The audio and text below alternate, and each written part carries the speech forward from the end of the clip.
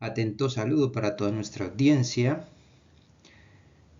en especial el día de hoy para toda la comunidad universitaria de la Iberoamericana, tanto maestros como educandos, un atento saludo para todos ellos. El día de hoy, en charlas con profesionales, tenemos diversos invitados, entre ellos el licenciado Carlos Coatín, el licenciado Miguel Durán, licenciado Johan Rodríguez y quien les habla, licenciado Jonathan Toro. Bienvenidos. El día de hoy abordaremos el apasionante tema de la autoridad y la violencia. Se hace necesario para una sana convivencia en sociedad abordar estos temas desde la filosofía del derecho. También estudiar sus implicaciones y resultados.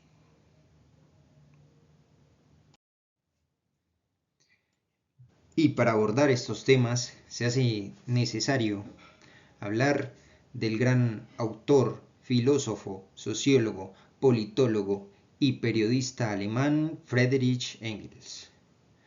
Nacido en los 1820, fue influenciado por diversos fenómenos históricos, entre ellos la Revolución Industrial, que se vio acompañada por fenómenos como la urbanización masiva y la creación del proletariado.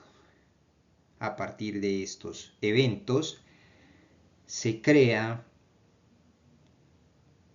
una elaboración en conjunto de diferentes tratados con el también pensador Karl Marx. Podemos entonces, según este autor, argumentar que la autoridad no es un simple capricho, no es algo impuesto a la ligera por el gobierno o por un gobierno, y se hace como una necesidad para el bien mayor de la sociedad misma. Aquí el autor, en uno de sus mayores y más leídos tratados, nos menciona un evento particular en el cual, por ejemplo, al situarse en alta mar una embarcación, el capitán debe de tomar el mando de manera impositiva. Esto respaldado por su experiencia, respaldado por su mando, y porque el factor del tiempo es crucial y puede afectar, sin lugar a dudas, a toda la tripulación, su embarcación y al capitán mismo. Es por esto que entendemos que una debilidad en la autoridad puede generar un caos masivo. En estos eventos puntuales se hace necesario tomar la autoridad y, de acuerdo a la experiencia, hacer buen uso de las decisiones que ella conlleva. Y si de autoridad tenemos que hablar, no podemos dejar pasar por alto los pensamientos y análisis realizados por el gran filólogo alemán Christoph Strutzewski. De sus análisis podemos extraer que el concepto de autoridad no simplemente se impone tal cual se ha construido desde la antigüedad. Debe de ser adaptado según el contexto donde tengamos que aplicarlo. Y como ejemplo práctico vamos a estudiar la victoria de Napoleón en Jena en 1806. Un evento que muy seguramente el pensador Friedrich Engels tuvo en cuenta en sus análisis.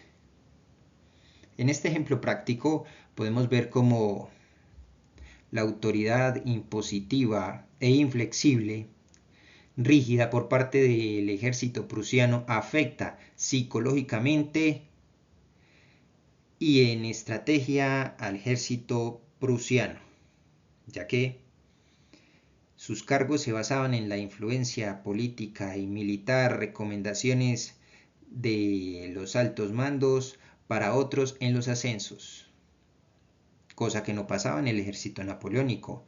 Sus ascensos eran dados por la meritocracia, por los resultados, por la eficiencia de cada elemento. Por otra parte, los subalternos del ejército napoleónico tenían autonomía, si bien no en la tarea principal, sí en el cómo debería de abordarse dicho fin.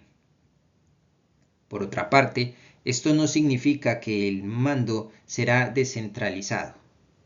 Por el contrario, delega tareas a una persona totalmente capacitada y con experiencia, cosa que no vemos en el ejército prusiano, lo cual lleva con otros tipos de factores a su derrota.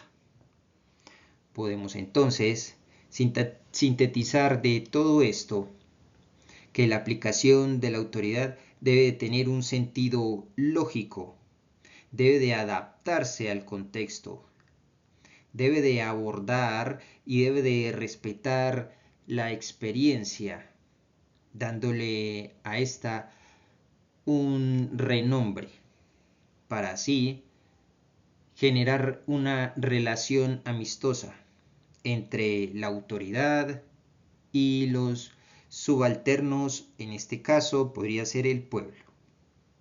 Damos entonces paso al licenciado Johan Rodríguez.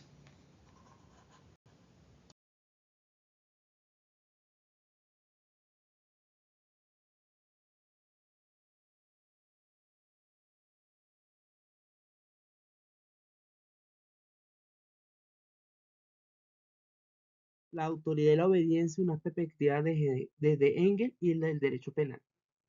Eh, la relación de la autoridad y la obediencia ha sido objeto de reflexión tanto en la filosofía política como en el ámbito jurídico.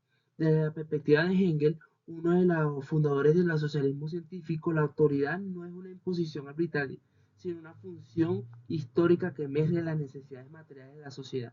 Y en el caso del derecho penal, la autoridad se manifiesta a través del poder del Estado para imponer normas y sanciones.